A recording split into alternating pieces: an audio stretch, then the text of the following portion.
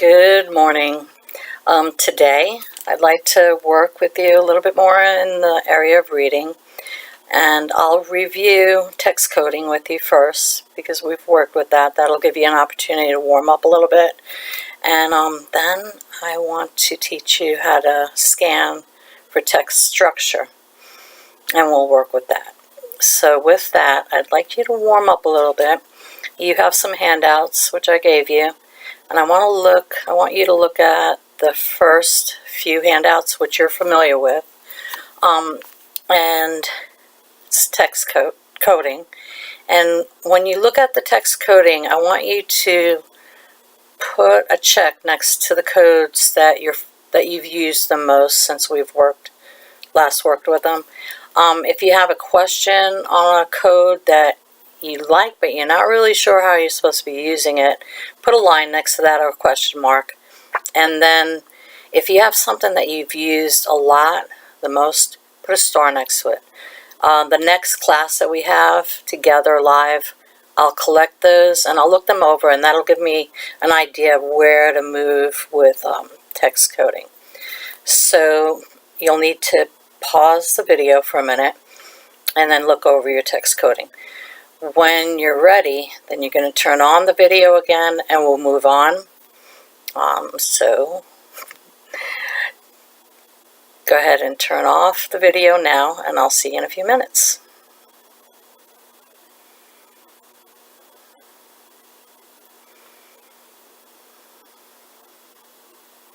Okay, welcome back.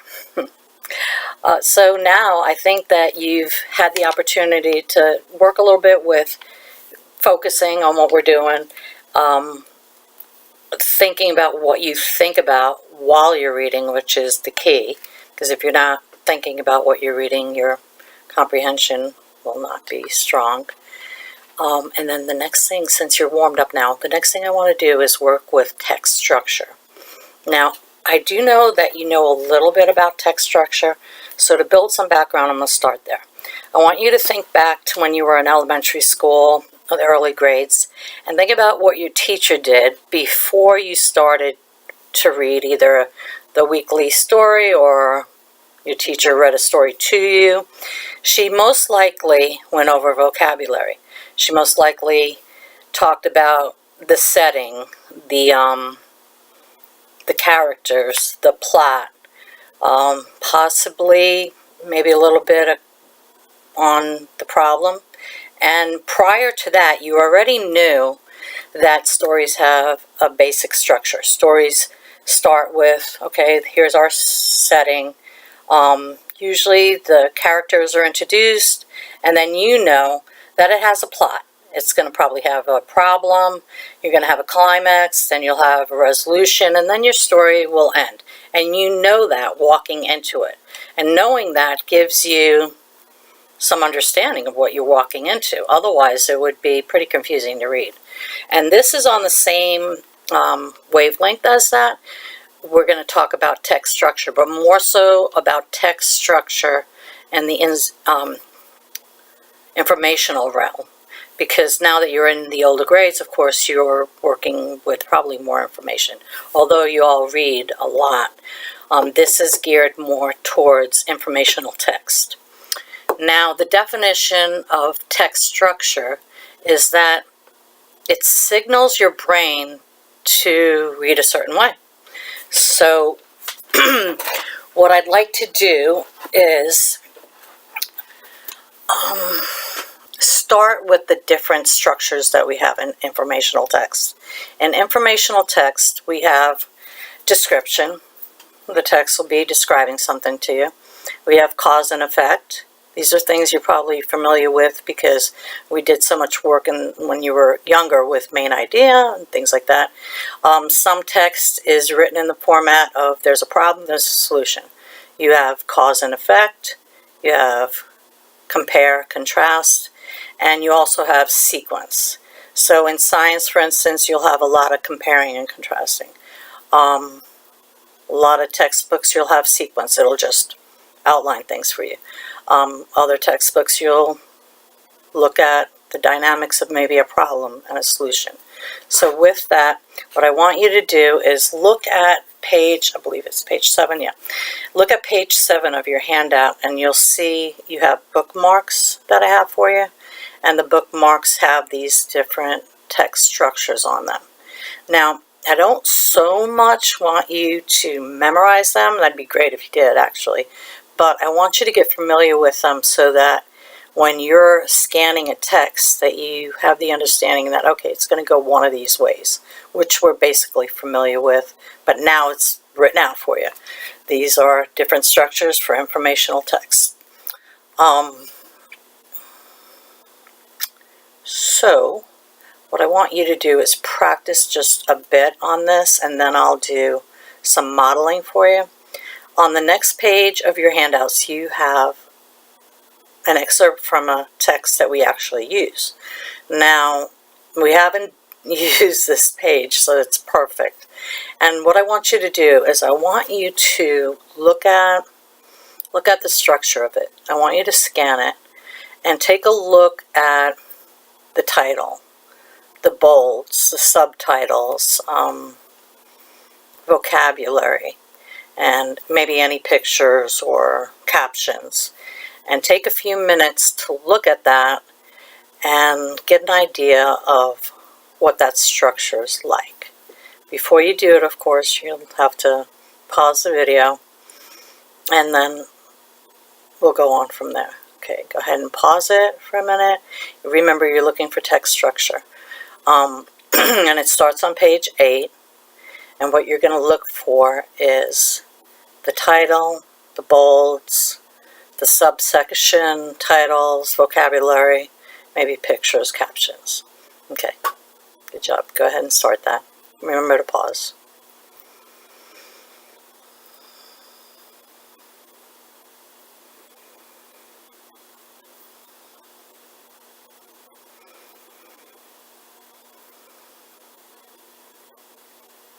Okay, welcome back. Now what I'd like to do is talk about what you just did. If we were in a real class, I would ask you what your reaction to this was.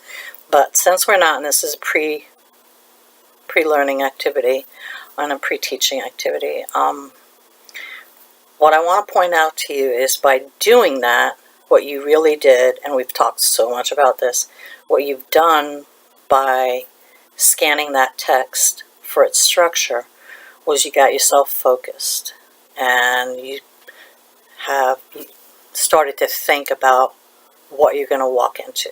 So you looked at those bolds and those titles, and that's the engagement. You're engaged in your reading. And we've talked about this over and over and over again. That, for instance, when we question something that we read, which we've done a lot of, when you question something you read, you're engaged with it. If you're looking for context clues, you have a word that you don't know, you're definitely engaged in it.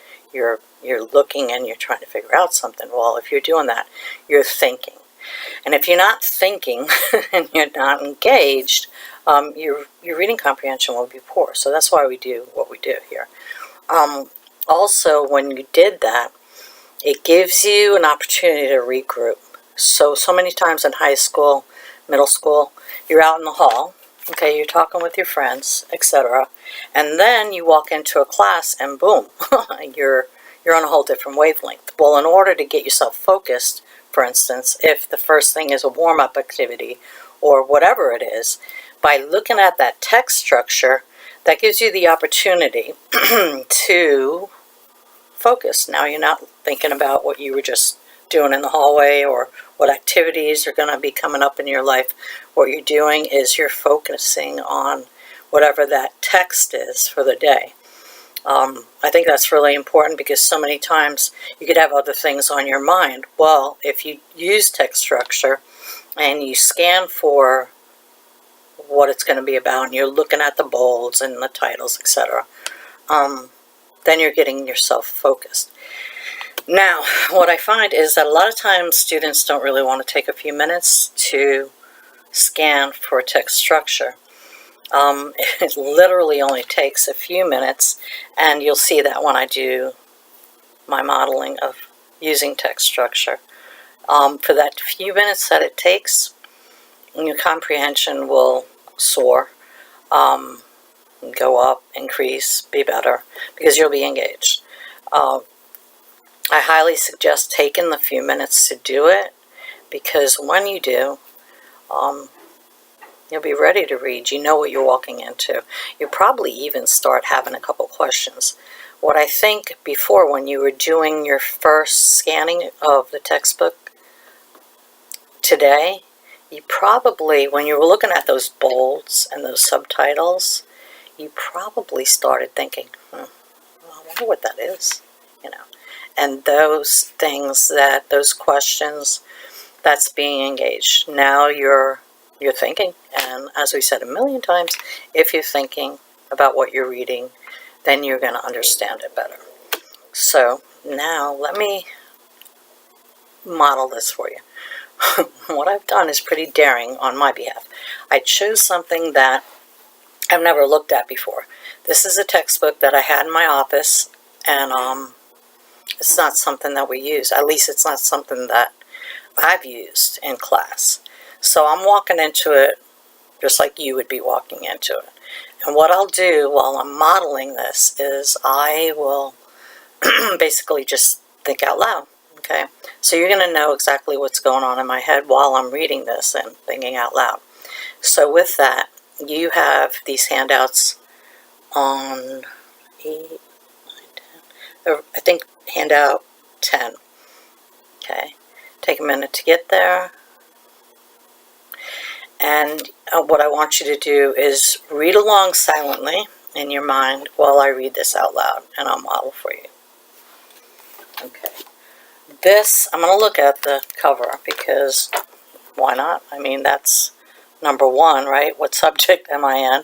And this one is From School to Work, which at this age is something that we're looking at, Many of you are getting ready to graduate, you're doing your last classes, and this is important. Another thing I wanted to mention is text structure. All of these comprehension strategies that we've been working on, they're all the best strategies. And I want you to be a better reader, first off, but I also want you to be a good tester, because there's so many things that we have to do that are test related, and they do count. You're going to be taking your entrance exams for college soon. All of that counts, and by using these strategies, of course, you're going to score better and do better. So again, let's start. I'll model. This is From School to Work, and it's a text that I've never used before, so like I said, it's a little daring on my half, but here we go. All right. I see basketball, and I don't really know what that has to do with From School to Work, although we play basketball at school, not at work, but here we go. This is a great way for it to outline what's coming up. The title is Teamwork and Problem Solving. So I know, okay, I'm reading about teamwork, problem solving. What I like is the objectives are lined out here, just like we do in class. I put up the objectives for the lesson that we're doing, and in this textbook it has the objectives for the lesson. So by looking that over, okay, you know exactly, you have a mindset of exactly what you're going to be learning about. Now I see the objectives, okay, building workplace competencies, etc.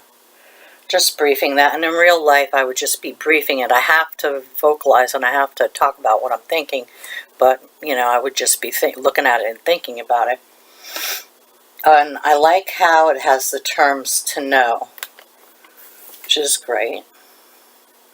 Now I don't know what this cross-functional team is, or what a multifunctional team is per se. I've worked on teams my whole life. At school we have teams of teachers that do different things, and different grade levels that work together. We work on different subjects, so we work in teams just like you work in groups. But I don't know the formal names of these teams, okay? So that'll be interesting. And key, that got me thinking. I was like, okay, what is that? That's interesting. I don't know about it, and now I want to read something about it. which is also important. If you have, they say in research that if you're interested in what you're reading, you're going to retain what you've read because it's something you want to read. Now I'm interested because I want to see what this is. Okay, now my bold here is changing nature of the workplace. Well, bells go off there because it's so different in the workplace anymore. Now we have a global economy, so there's so much more teamwork. In schools, we've been teaching you to work in groups for years now because we're working together. Not only are we working together in the workplace, we're working together with other countries. So here when it says the nature of the work, changing nature of the workplace, I think, okay, well, that's for sure. And I have a picture here of somebody working on something. And they're talking about how even repetitive jobs require special skills. And that gives me a thought back to working in the factory when I was a kid, building electrodes. And I worked by myself, but it was precision. Now, you didn't need to know anything walking in, but it was precision. So. And then teams in the workplace. Haha.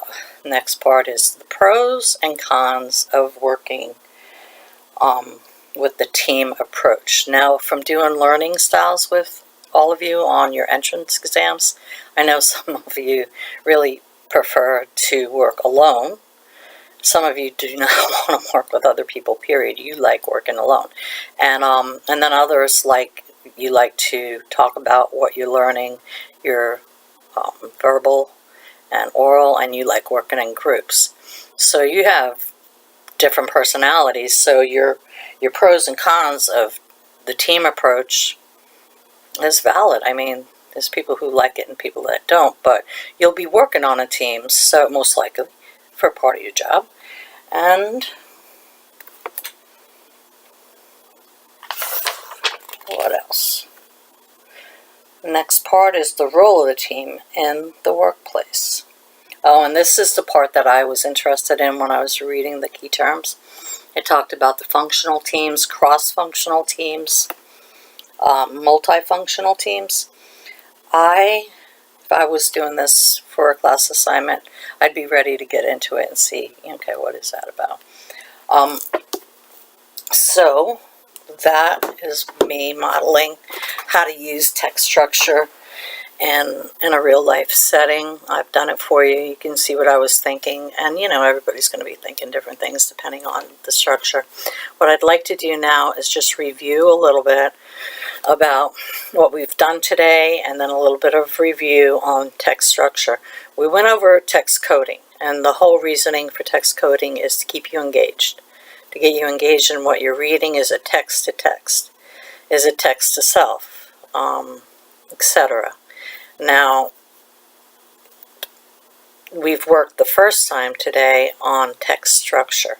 And like I said, you know a little bit about text structure because in primary school you did so much with the plot of a story. It was mostly story text structures, which is not informational, it's stories. Now today, I pre-taught you your basic text structures, which are description, compare, contrast, cause and effect, sequence, and problem solution. So knowing that when you're walking into doing your scanning for the text structure, you know those are some different structures. Anyway, now when I just did what I read as a model, that more so was broken down into titles, subtitles, etc. But it was in sequence. It went over an overall outlook of what was going to be in that excerpt, and then it went part by part, and then it broke it down to what's a multifunctional team, etc. So given that, now you have so many tools. You have a tool, and this is really the first tool that I've taught you for pre-reading. Some of you may have done SQ3R for textbooks, which is survey, question review. I can't think out loud right now, but you may have used that. This is a simpler way, SQ3R, SQ, survey question, read, recite, review, which is called SQ3R. I haven't used it in a long time. And what I found with that is I used to use it a lot with my classes and teach it a lot. But what I found with that is it's time consuming. This is simple. I mean, you're going to scan the text and there's basic structures. And I think it's, in the long run, people are going to use what is the easiest and what gets you to the bottom line the quickest. And I know everybody has a lot of homework and a lot to do, so this scanning for text structure is a lot easier to use than SQ3R. What else? I went over the different ones: description, problem solution, compare, contrast, etc. You have bookmarks, which are great, and they describe it in more detail on the bookmarks. And I think that as a conclusion, we've gone over what we needed to do.